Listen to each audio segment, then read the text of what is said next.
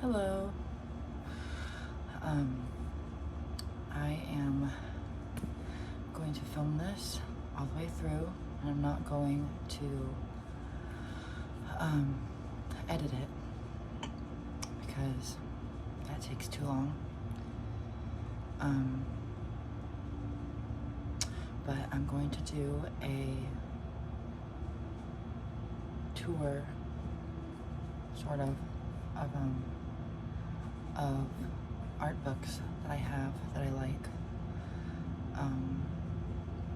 Yes, but before I get started, I just got my daily burrito bowl, and I get a Coke, a Mexican Coke with it, because I have a lot of work to do today. Oh, and I'm gonna open it with this, I think this is brass. I think this is brass. This very cool bottle opener that I found here in Pittsburgh. So, boobies.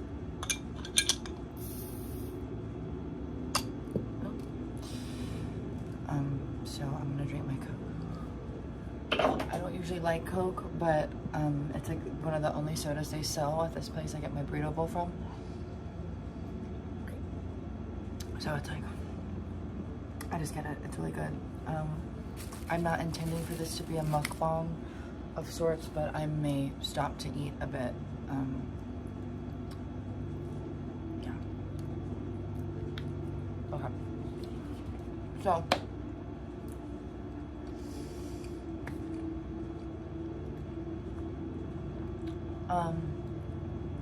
yeah, so these are some art books that I've bought, kind of a variety: photography, paintings, drawings, whatever.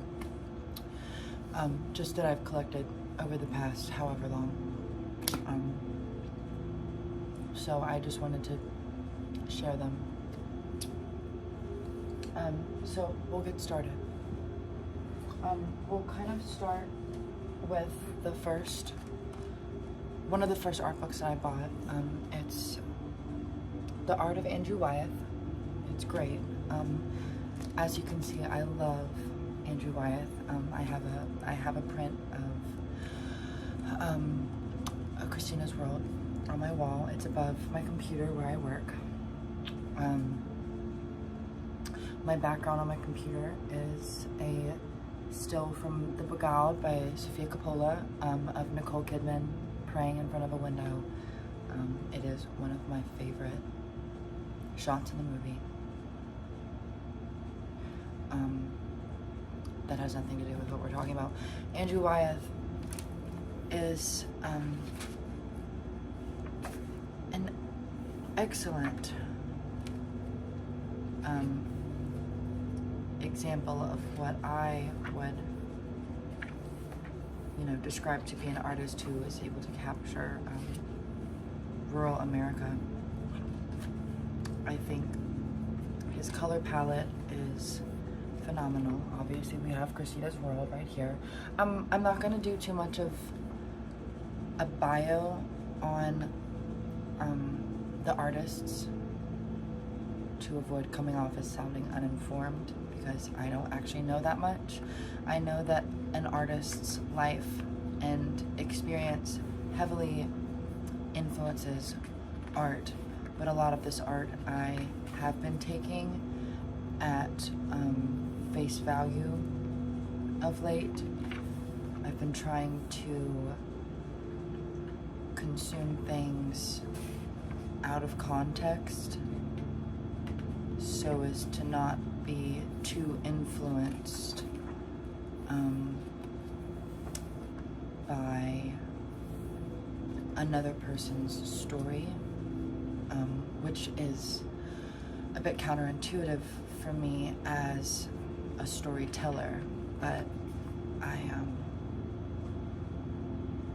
I try to write my own stories in a vacuum, in a way, to keep them kind of purely themselves, because I will go off on a tangent and I will muddle the waters.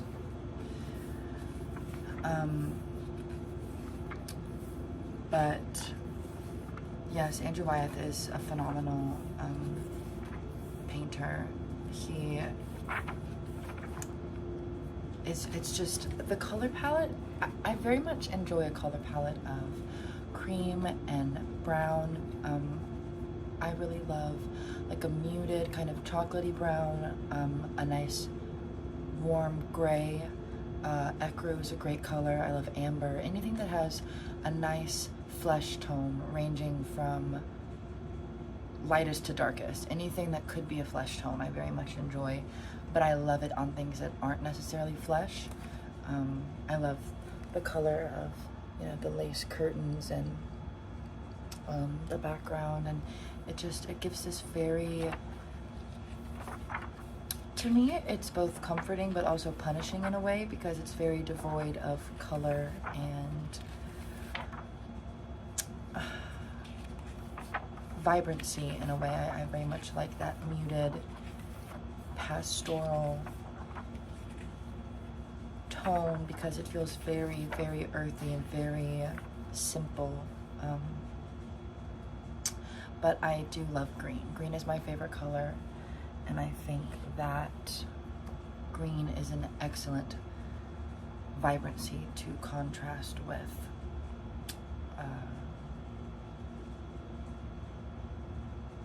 that muted color palette.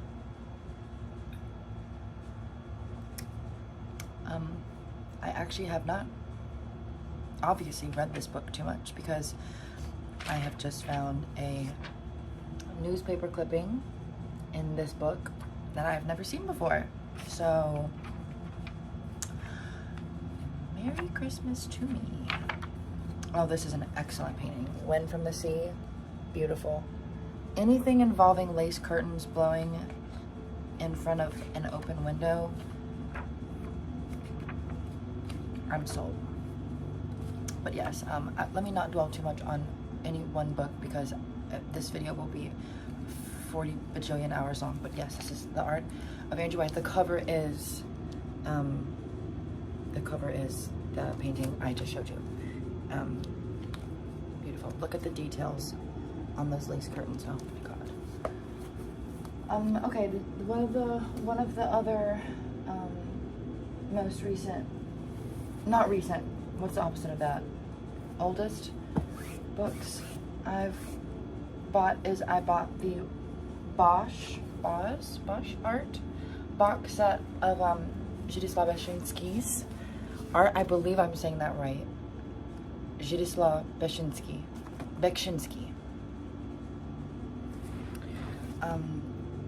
Amazing artist. There are 4 books, and he's so prolific. There's so much. I'm only gonna open the first one because there's a lot. Sometimes I just do ketamine and lie in bed and read them. Zdzisław is a multimedia artist. He, I believe, started off with drawings, a lot of graphite drawings, and then got into painting, and then ultimately dabbled in computer graphics and computer generated artwork towards the end. But he was in World War II. He fought in World War II, and a lot of his art is inspired by the things he saw there, which I feel is very apparent in his artwork. You know, much can be said on the horrors of war and its effect on mankind and the human brain. I can only imagine what that must be like. But looking at artwork from someone who experienced that, It's very, very chilling.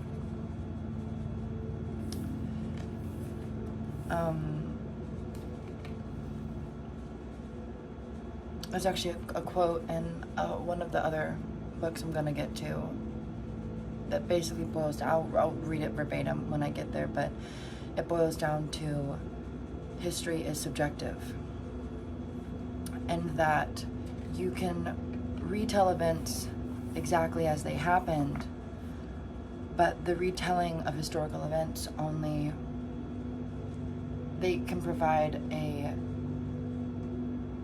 jumping off point to try to empathize with the human experience of the people who experienced those events. So you can only really know what happened objectively, but that is just the tip of the iceberg in a way of the way that it affected everyone involved.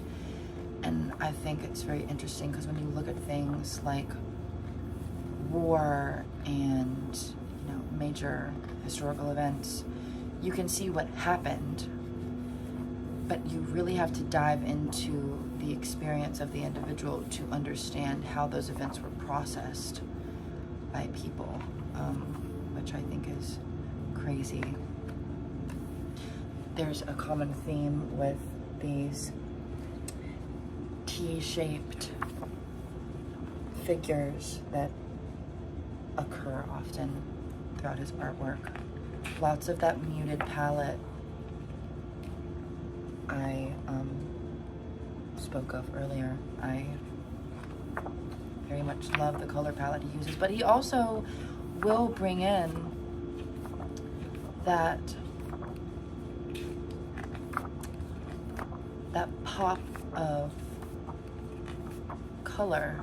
I'm trying to find a good example.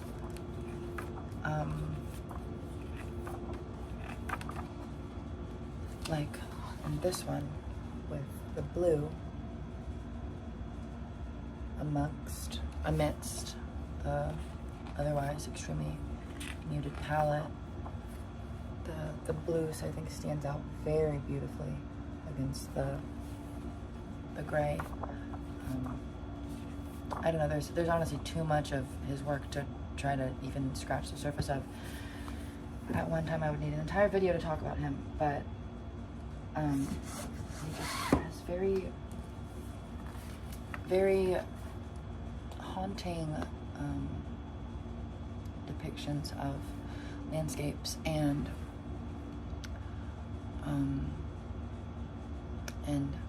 kind of alien figures, I suppose. It almost reminds me,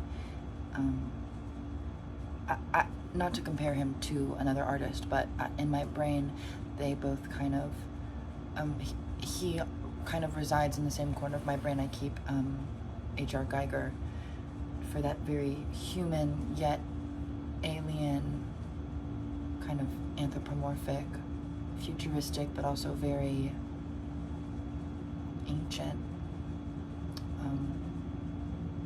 landscapes and depictions of living organisms. I don't know, it's just very fascinating. I really like his work. I've always been obsessed with aliens and alternate universes and space and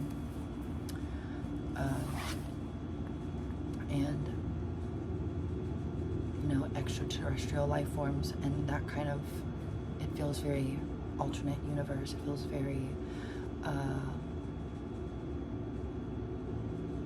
just other, which I very much like, but you know, with the context of what he's been through and seen, it really kind of hints at how the mind could go there and why it would. So it's very interesting. I know I said I wasn't going to give context, but I feel like that's relevant. This next one is very good. I don't actually know too much about this man's background either. It's in here, but again, I'm a recovering iPad baby, so I'm learning how to read again.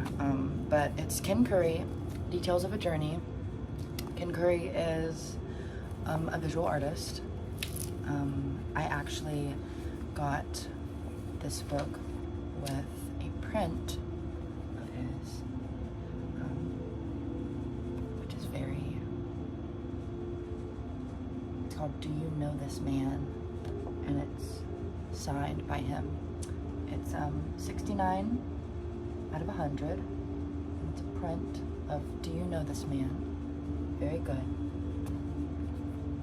I probably do.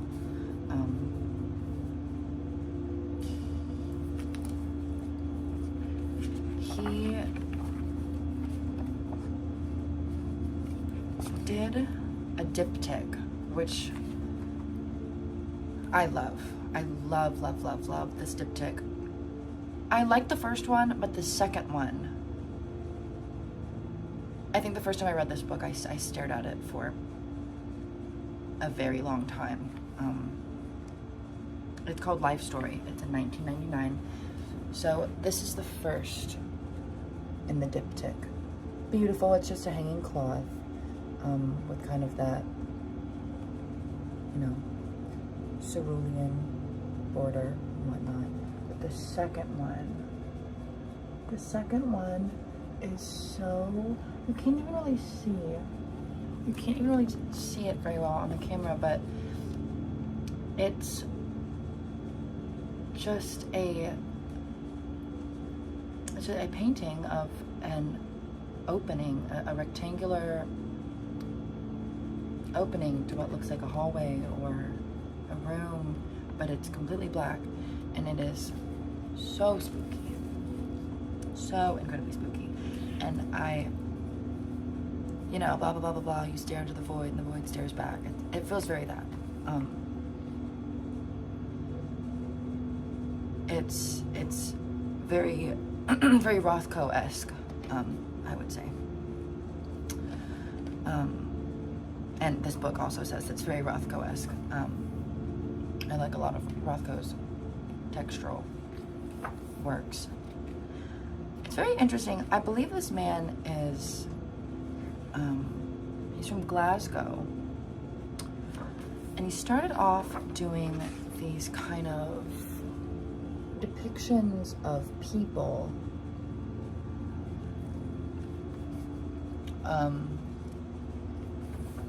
you know, these kind of urban landscapes of gatherings of people, and yeah, it's, but then he began to move into this more surreal kind of, well, not that his work wasn't already a bit surreal, but this more, again, muted, kind of haunting,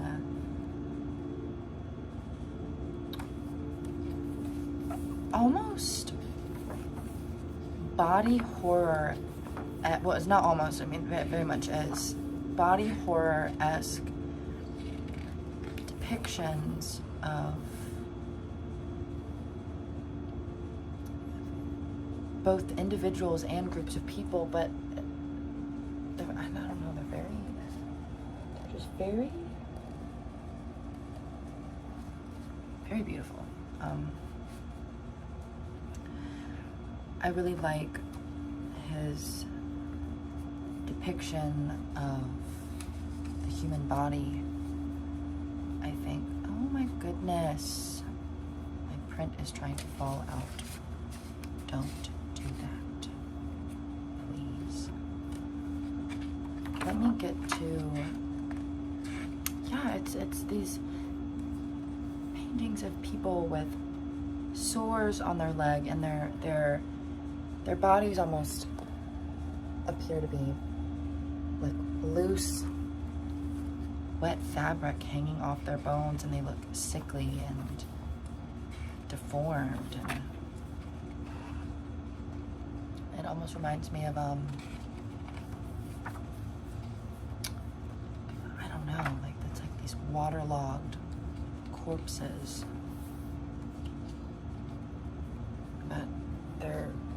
so, and the color palette again, that very warm, fleshy,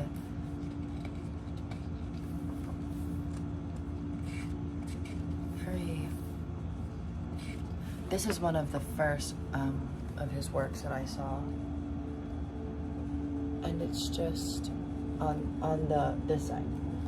I don't know what side of the camera that's on. The right. I don't know, it's just, I'm very much in love with this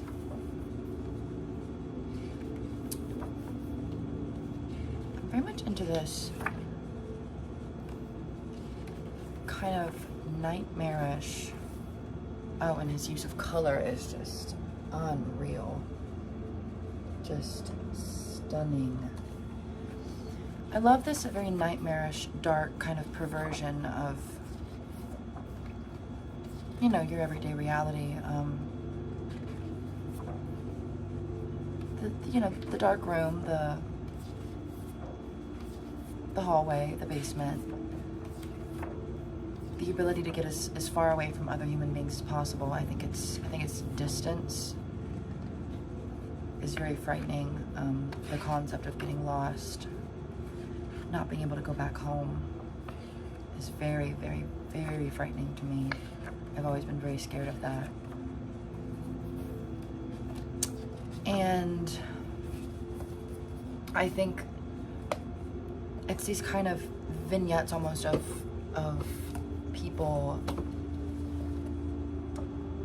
these sad, fleshy, kind of forlorn humanoids, and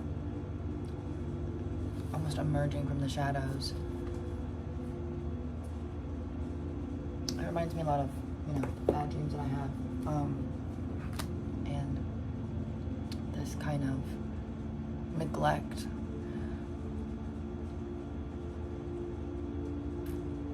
That exists in the world, and how easy it is to feel trapped. I'm very claustrophobic, so I love anything that makes me feel claustrophobic because I am a glutton for punishment. Ooh. So this next one is, it's an art book. It is an art book. It's literally an art book. I don't know what I was about to just say. It's called Scorn, The Art of the Game. It contains a bunch of artwork from the video game Scorn, which I donated to the Kickstarter in the very first year. I was very into it from the jump, and I don't think it came out for like another 6 years, but I watched that Kickstarter every day. It's a video game that heavily relies on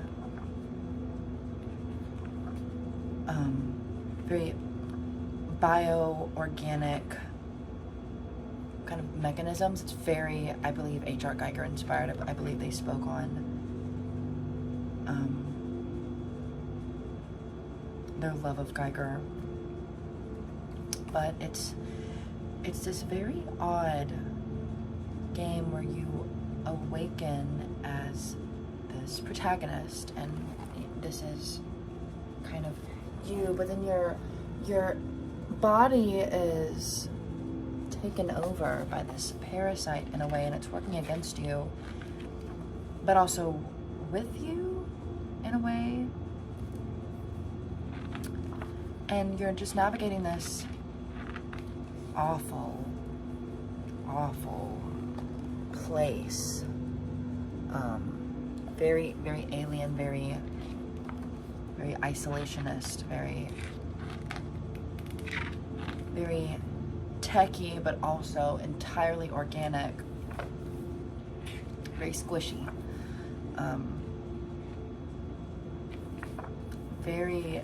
The body horror is quite nice. I really like the, again, the isolationist kind of quality to it. You are surrounded by other creatures, but you're very much alone and confused, and that kind of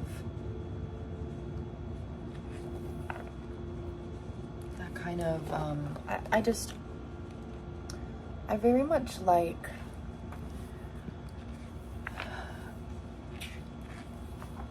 it's the Pilgrim's Progress. I grew up reading the Pilgrim's Progress, and I was always very afraid of this idea where you have to leave your comfort zone, and often your comfort zone is not your comfort zone, which is why you have to leave it. It's not comforting, but it is your safe space. It's not safe, but it's what you know, and having to leave that and find something, but you don't even know what you're looking for. You don't know if you're going to find it. You don't know if you don't know what is there, but you know you can't be here anymore, but you know the journey to get wherever it is that you're going is also very scary. And it's just that kind of essence of I can't be here, but I can't go back, but I don't know where I'm going. Very unsure of yourself, which is life in general. But you know, this game of kind of navigating this unfamiliar alien world, it's almost very like Lord of the Rings in a way.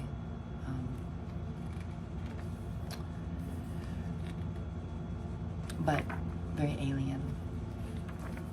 I very much like it. Yeah, very, very H.R. Geiger. Very H.R. Geiger in the kind of illustrations of this alien metropolis. Very sexual, extremely sexual.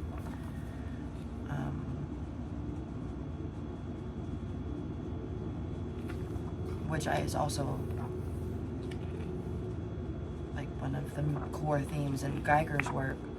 Actually, surprised I don't have a Geiger book now that we're talking about it. But yeah, I don't know, it's an excellent game. I highly recommend it. If you don't play it, you should at least maybe watch a YouTube playthrough of it. It's very good. Yeah, it's Scorn, part of the game.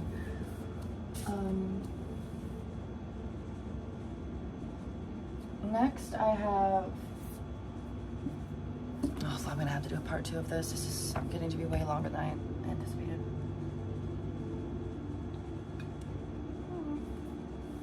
Hold on, I haven't taken a bite of my burrito bowl.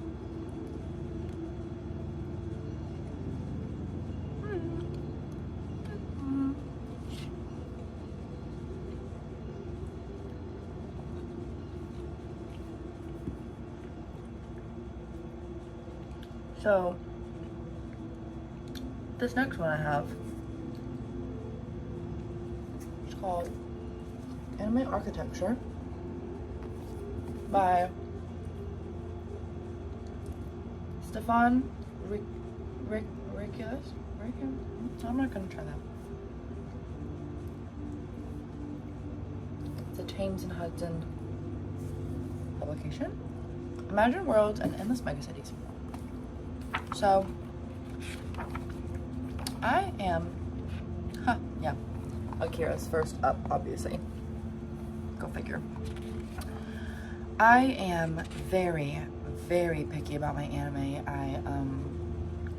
I am a fan of the older anime style. I do like that kind of 80s, 90s,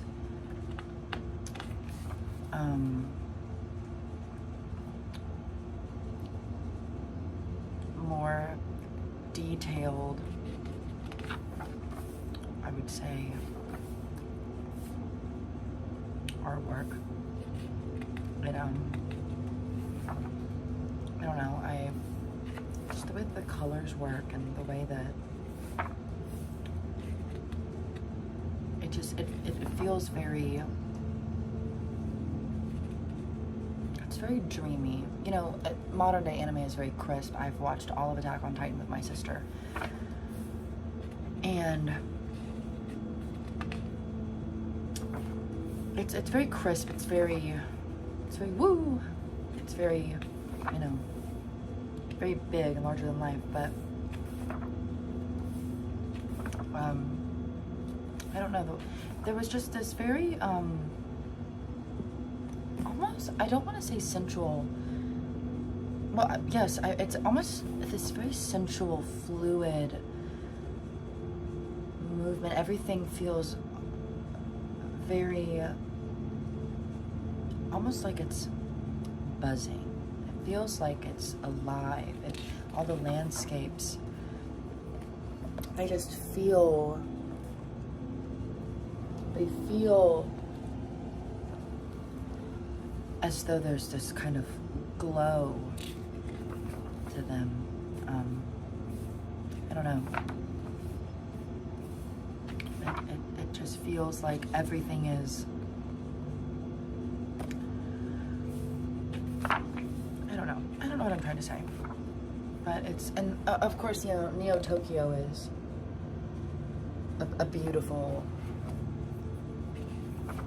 just kind of, I don't want to say beautiful concept, I don't, you know, but it's this kind of crumbling metropolis, but then something alive is coming up out of it. There's a couple instances of this. I have this VHS tape called Neo Tokyo, and it's a collection of 3 shorts, and I believe the short that I believe it's called The Running Man. I first discovered it through the YouTube video for, I think it's fan made, but the YouTube video for Sega Sunset by Lorne. They used clips of The Running Man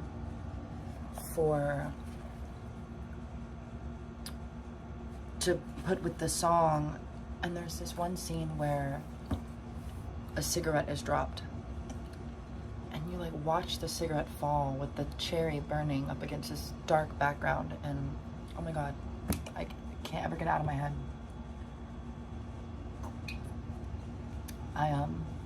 It's a beautiful short. I highly recommend Akira, both, and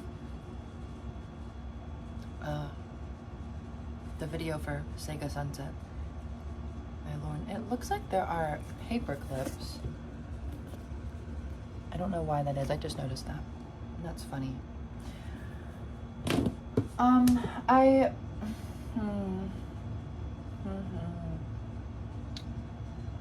gonna save my photography books for another video, because I have quite a few, and I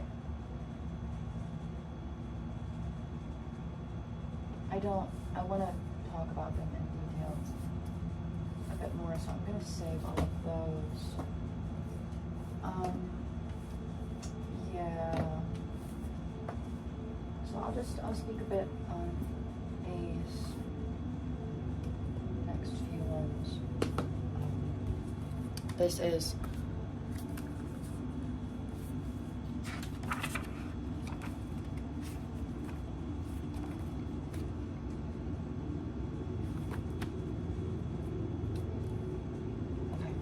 This is Life Wants to Live by Phil Hale. I literally saw these pictures on Tumblr and just fell in love. It's, again, these very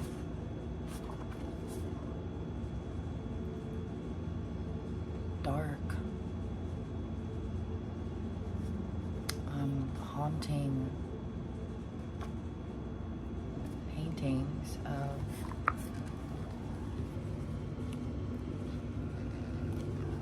I don't even really know.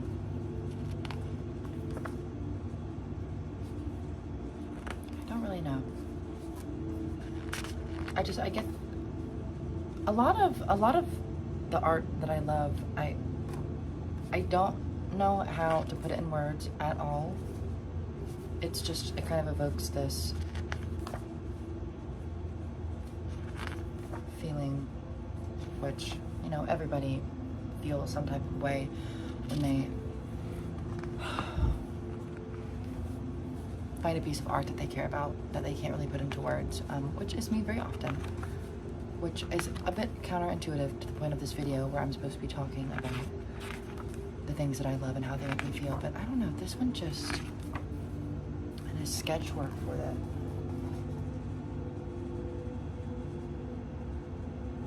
It's just so,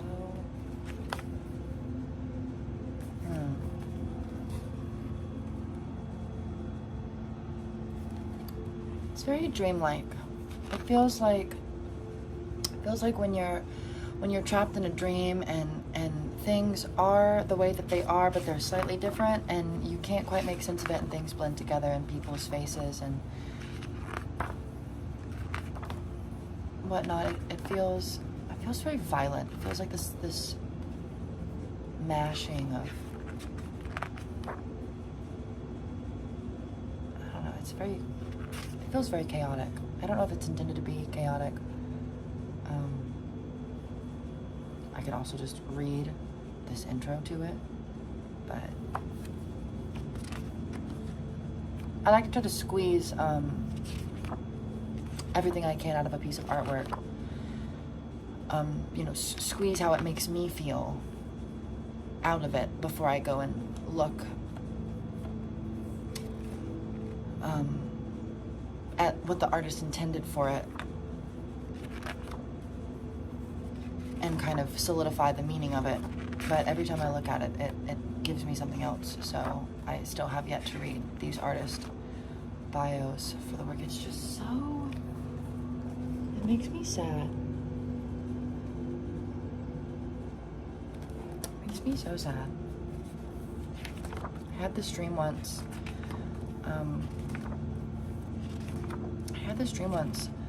Of a mother who was living in this trailer in the woods with her son, and she would black out and not remember things, and then she had a son, and his name was Jack. I very distinctly remember her son's name being Jack in the dream, and she had a dream that, in this dream, she was blacking out, and then one day her ex-husband came home and tried to hurt her son, so she took her son out of the house and they ran down the street as far as they could go.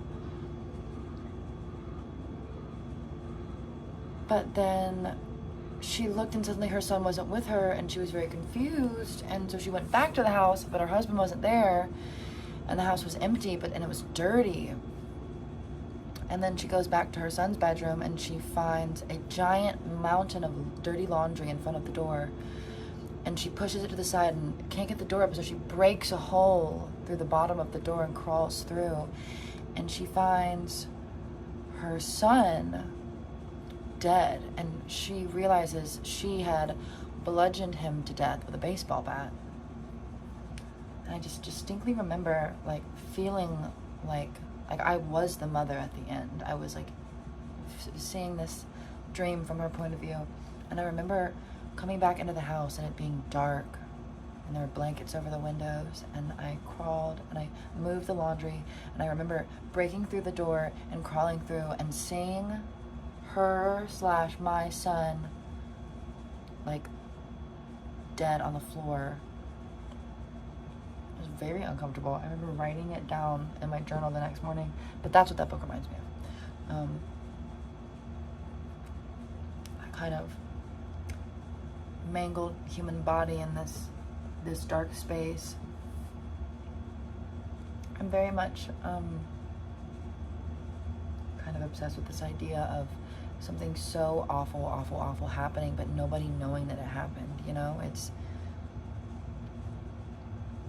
It's one thing to be hurt, but it's another thing to be hurt and forgotten. And I think things can't be scary unless they're also sad. Deeply, deeply sad. I think that's the only way to achieve horror, is to create something that you feel sad for the person going through what you're watching, because otherwise it's mindless gore and sadness. And that's why, like, the Saw movies don't scare me, because all those people are terrible people, so I'm like, yeah, fuck them up. But you know, people that you would consider an innocent bystander going through something similar, it's a lot scarier, because it would be awful if something bad happened to them because they don't deserve it.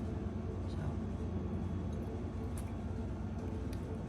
I don't know, that was like a tangent. This next book is Alfred Kubin's work. I think I also found him through a piece on Tumblr. I see a lot of artwork on Tumblr that I eventually have to buy art books of. I believe Alfred Kubin,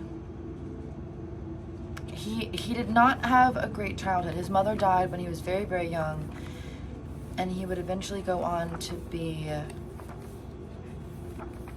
molested by a caretaker.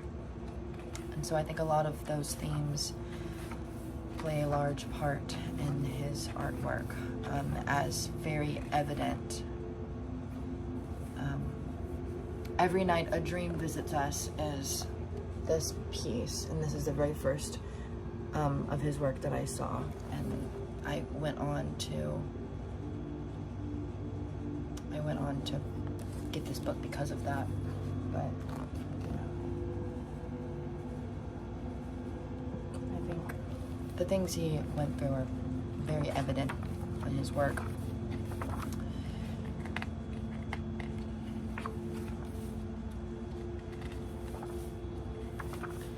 Also very big on the dream world. It's also very big on this kind of nightmarish, surrealist landscape. You know, I think a lot of the things that a lot of these books have in common, and what I really like about them, is just kind of muted, dark, punishing landscape where nightmarish creatures kind of wander and lurk, but their intentions are almost unknown. When I was a kid, I distinctly remember I would watch Fairly Odd Parents and Jimmy Neutron on the TV at my Mimi's house. And I always liked Jimmy Neutron because I thought he had responsible parents, but I hated Fairly Odd Parents because I thought Timmy and Timmy's parents were extremely unreliable, and that scared me because I'm a bit better with it now, but when I was a kid, unruliness was very stressful to me. Things that were chaotic, things that having no one to rely on. And I think a lot of these kind of landscapes with these creatures is if they were awful and out to get you, it would be a bit more direct. You would be you, and then everything would be out to get you, and you'd be having to escape from it, which is scary. But it's almost even darker, in my opinion, or more haunting to imagine this landscape filled with nightmarish whatever, and you're in this very spooky place, but where there is no anything. Nothing's out to get you. Like you could be in the dark and you could see a creature or this thing come up to you, but then it walks right past you, and then you can't reduce this thing to a simple antagonist trying to hurt you because it doesn't even care about you, that you're there, and suddenly you feel very small. You no longer possess the importance of being something that should be hurt. You become nothing. And that, to me, is almost more frightening in a way, because these should be simple antagonists that you would just write off as a villain or a monster, become just as important as you are, and they're no longer something that's just out to get you, and they become something with their own motives that don't even involve you, and suddenly you become the same as it, something wandering in this place with no rhyme, no reason, no real goals. You're invisible, and that to me is extremely frightening. Violence is understandable, but nothingness, boredom, uncertainty, you can't beat that with sticks and achieve a goal. There's nothing you can do about it. I've never been scared of vampires or werewolves. You know, there's written rules to how you defeat them. Aliens, what do you do with an alien?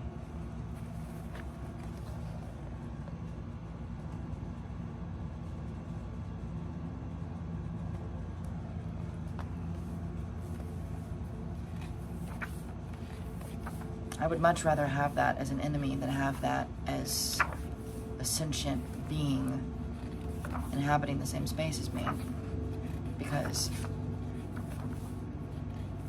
it probably knows something that I don't know, and I don't like that.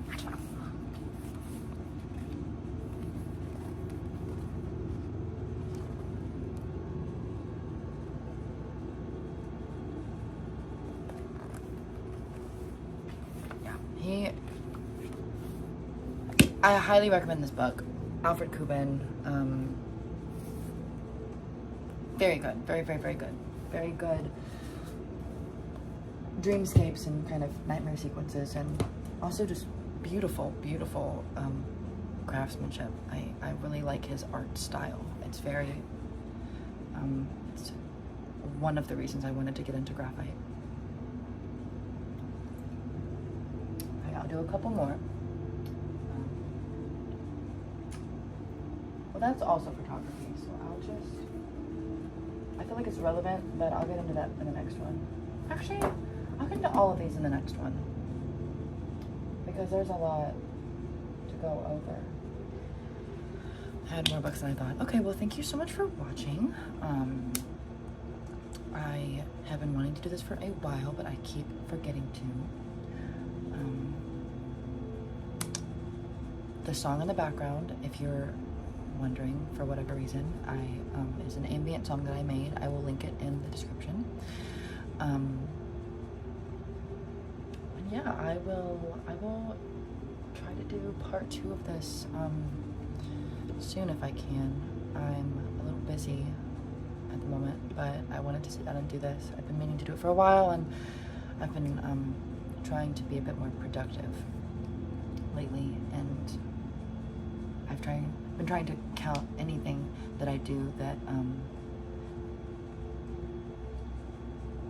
you know, I've been trying to be more productive, but I've been trying to count more things as being productive, so that even leisure time a bit and enjoying things and slowing down can also be considered being productive, because productivity is important, but it's also important to take care of yourself and slow your roll and enjoy things and not feel like you need to be constantly doing something to consider your time worthwhile. Human beings are meant to relax at some point, so don't run yourself into the ground. Pick up a nice book and read it. Highly recommend it. Yeah, so that is, thank you. I'm going to link all these books in the description if you would like to check them out, and I will see you next time. Thank you so much for watching.